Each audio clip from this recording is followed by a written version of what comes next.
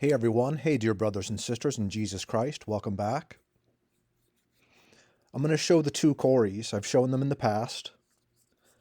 Realizing what the world is and realizing what the entertainment industries are, right? When children are stars and they grow up, we know a lot of them have a lot of issues, and I'm not blaming them for everything because they're in an industry that has, that LGBT, XYLM, and a P, right? We all know what I'm talking about.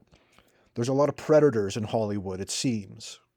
And when it comes to Corey Feldman, a couple of years ago, right, he was supposed to come out and name names and expose things, but it seemed kind of like he just wanted to make money and have popularity from it because, I think the Charlie Sheen's name came up.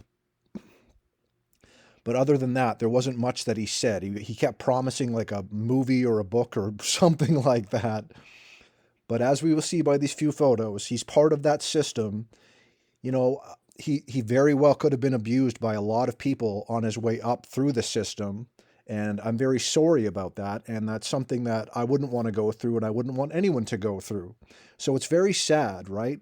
So Corey Feldman's doing the Anjali Mudra, looking up, doing prayer hands. I hope he's praying to our Father or to our Lord. Right? Vow of silence, Hollywood, blah, blah, blah. Vow of silence again there. He's throwing up the sign of success because he has success in this fallen world. And wouldn't you know, he put 666 over one eye. Do you do this? No? Well, you should look into it because it's something that all these people seem to do. So this is very telling, right? He out of one side of his mouth, he's talking about exposing this stuff, and then he does stuff like this, which is very hypocritical. I find it very sad about Corey Haim.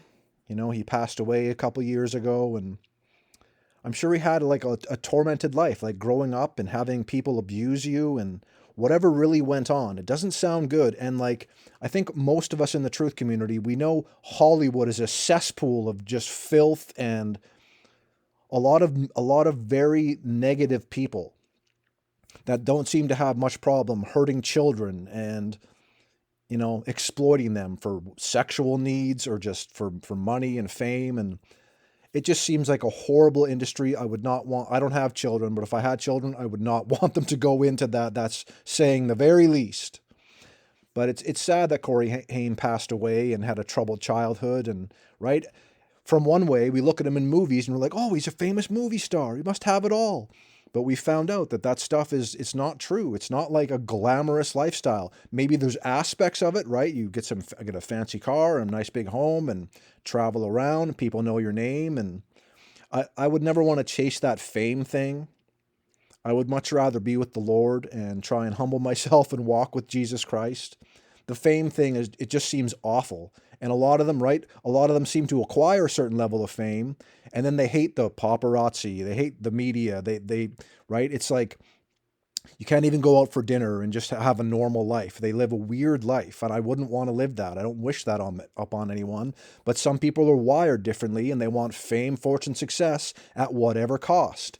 Corey Haim, by the way, is hiding his hand in his coat the way a Freemason would do. He's doing the Uttara Bodhi Mudra with his hands there, and he's even younger here, and he's doing the Uttara Bodhi Mudra with his hands here. Right? It's not a discrimination of age or anything else. Like, these people are in this system. They do signs, symbols, and agendas that all seem to be linked to Freemasonry, the god of Freemasonry, in quotes, small g, Lucifer the light bearer, who is Satan. Right? Brothers and sisters, everyone else, God bless you.